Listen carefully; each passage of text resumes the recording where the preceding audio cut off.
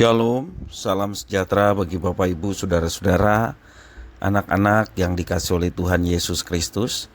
Jumpa kembali bersama saya Pendeta Eka di dalam renungan firman Tuhan pada hari ini, hari Kamis 2 November 2023. Sukacita dan damai sejahtera dari Tuhan Yesus kiranya menyertai hidup kita sekalian. Puji nama Tuhan. Pembacaan firman Tuhan hari ini sampai pada pembacaan Kisah Para Rasul pasal yang ke-28, merupakan pasal yang terakhir dari kitab Kisah Para Rasul. Dan sebelum kita akan bersama-sama merenungkan bagian firman Tuhan hari ini, marilah kita akan berdoa bersama. Tuhan Bapa di surga, di dalam nama Tuhan Yesus, kami datang kepadamu ya Tuhan, mengucapkan syukur dan terima kasih buat kasih setia dan pemeliharaan Tuhan atas hidup kami sampai hari ini. Juga atas firman Tuhan yang terus memelihara hati kami, rohani kami. Biarlah Tuhan menuntun kami untuk kami mengerti kehendak Tuhan melalui firman Tuhan yang kami baca dan renungkan. Biarlah Tuhan juga menolong kami, memampukan kami untuk menjadi pelaku-pelaku firman dalam hidup kami. Karenanya dengan itu nama Tuhan dimuliakan. Terima kasih Bapa, inilah diri kami siap sedia untuk belajar firman Tuhan. Demi nama Yesus kami berdoa, haleluya, amin. Kisah Para Rasul pasal 28 ayat 17 sampai 29. Ayat ini yang menjadi bahan perenungan kita pada hari ini. Demikian firman Tuhan. 3 hari kemudian Paulus memanggil orang-orang terkemuka bangsa Yahudi. Dan setelah mereka berkumpul, Paulus berkata, "Saudara-saudara, meskipun aku tidak berbuat kesalahan terhadap bangsa kita atau terhadap adat istiadat nenek moyang kita, namun aku ditangkap di Yerusalem dan diserahkan kepada orang-orang Roma. Setelah aku diperiksa, mereka bermaksud melepaskan aku, karena tidak terdapat satu kesalahan pun padaku yang setimpal dengan hukuman mati. Akan tetapi orang-orang Yahudi menentangnya, dan karena itu terpaksalah aku naik banding kepada Kaisar. Tetapi bukan dengan maksud untuk mengadukan bangsaku. Itulah sebabnya aku meminta supaya aku melihat kamu dan berbicara dengan kamu, sebab justru karena pengharapan Israel lah aku diikat dengan belenggu ini." Akan tetapi mereka berkata kepadanya, "Kami tidak menerima surat-surat dari Yudea tentang engkau, dan juga tidak seorang pun dari saudara-saudara kita datang memberitakan apa-apa yang jahat mengenai engkau. Tetapi kami ingin mendengar dari engkau bagaimana pikiranmu, sebab tentang mazhab ini kami tahu bahwa di mana-mana pun ia mendapat perlawanan." Lalu mereka menentukan suatu hari untuk Paulus. Pada hari yang ditentukan itu datanglah mereka dalam jumlah besar ke tempat tumpangannya. Ia menerangkan dan memberi kesaksian kepada mereka tentang kerajaan Allah. Dan berdasarkan hukum Musa dan kitab para nabi, ia berusaha meyakinkan mereka tentang Yesus. Hal itu berlangsung dari pagi sampai sore. Ada yang dapat diyakinkan oleh perkataannya, ada yang tetap tidak percaya. Maka bubarlah pertemuan itu dengan tidak ada kesesuaian di antara mereka. Tetapi Paulus masih mengatakan perkataan yang satu ini, "Tepatlah firman yang disampaikan Roh Kudus kepada nenek moyang kita dengan perantaraan Nabi Yesaya. Pergilah kepada bangsa ini dan katakanlah, kamu akan mendengar dan mendengar, namun tidak mengerti. Kamu akan melihat dan melihat, namun tidak menanggap. Sebab hati bangsa ini telah menebal, dan telinganya berat mendengar, dan matanya melekat tertutup, supaya jangan mereka melihat dengan matanya dan mendengar dengan telinganya, dan mengerti dengan hatinya, lalu berbalik sehingga aku menyembuhkan mereka. Sebab itu aku harus tahu bahwa keselamatan yang daripada Allah ini disampaikan kepada bangsa-bangsa lain, dan mereka akan mendengarnya." Dan setelah Paulus berkata demikian, pergilah orang-orang Yahudi itu dengan banyak perbedaan paham antara mereka. Demikian firman Tuhan.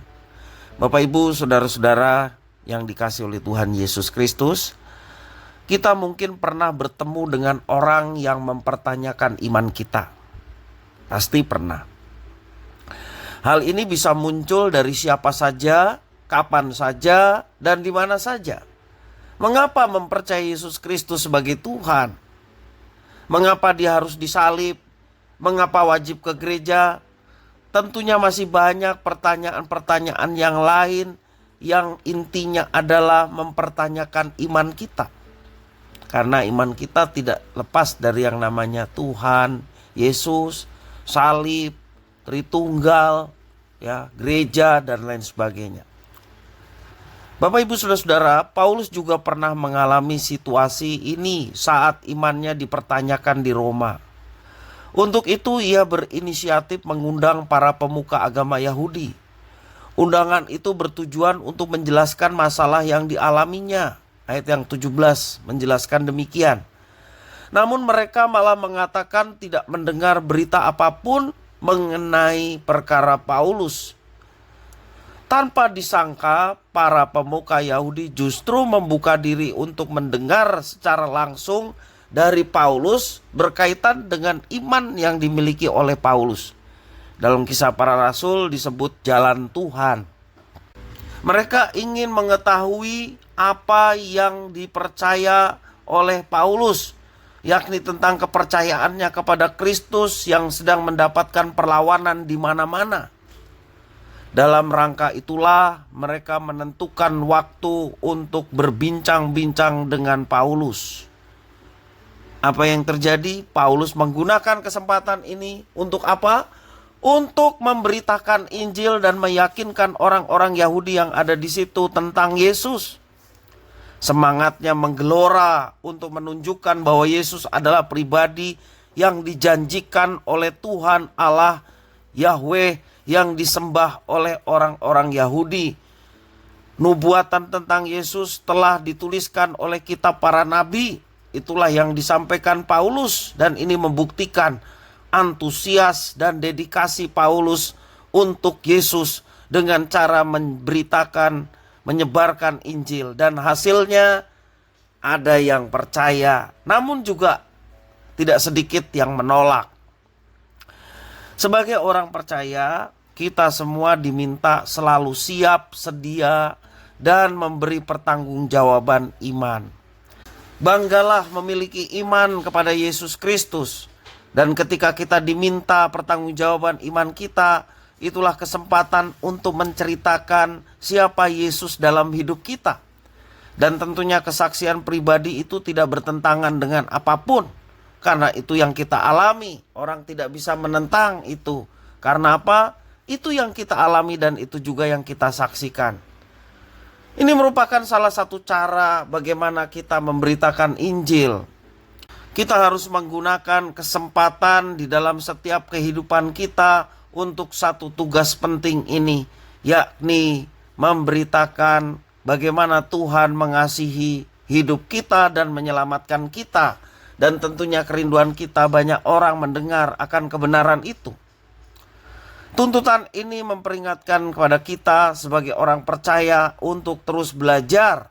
Kita harus semakin serius membaca sekaligus mendiskusikan isi firman Tuhan. Ada antusias ketika ada undangan untuk pendalaman Alkitab, baik dalam gereja, sekolah minggu, dalam kelompok pembinaan warga, ataupun pertemuan-pertemuan pendalaman Alkitab yang lain. Antusias, karena apa? Karena kita ingin terus hidup kita diisi oleh kebenaran firman Tuhan. Tidak hanya kitab suci saja yang kita mau belajar di dalamnya. Kita juga perlu mengkonsumsi buku-buku lain tentang pengetahuan iman kita kepada Tuhan Yesus. Dengan satu tujuan, agar cakrawala wawasan dalam mempertahankan iman kita semakin luas dan semakin meneguhkan iman kita. Iman dan pengetahuan adalah dua sisi yang tidak terpisahkan. Mari kita meminta kepada Tuhan supaya Tuhan mengokohkan pengetahuan iman kita, sehingga kita semakin teguh di dalam iman percaya kepada Tuhan Yesus, dan senang hati ketika orang mempertanyakan iman kita sebagai kesempatan untuk memberitakan Injil, memberitakan kasih Kristus kepada manusia yang mau menyelamatkan manusia berdosa dengan cara mati di kayu salib, menggantikan hukuman yang seharusnya kita terima, sehingga kita beroleh pengampunan, penebusan, dan keselamatan di dalam Yesus Kristus. Kiranya firman Tuhan memberkati kita sekalian. Mari kita berdoa. Tuhan Bapa di sorga, di dalam Yesus Kristus, terima kasih atas firman Tuhan. Pengalaman Paulus menggunakan segala kesempatan untuk memberitakan Injil boleh menjadi bagian juga di dalam hidup kami. Kesempatan apapun ketika kami dipertanyakan iman kami, kesempatan untuk kami dapat memberitakan Injil. Terima kasih ya Tuhan, mampukan kami untuk melaksanakannya sehingga nama Tuhan dipermuliakan. Demi nama Yesus kami berdoa. Haleluya. Amin.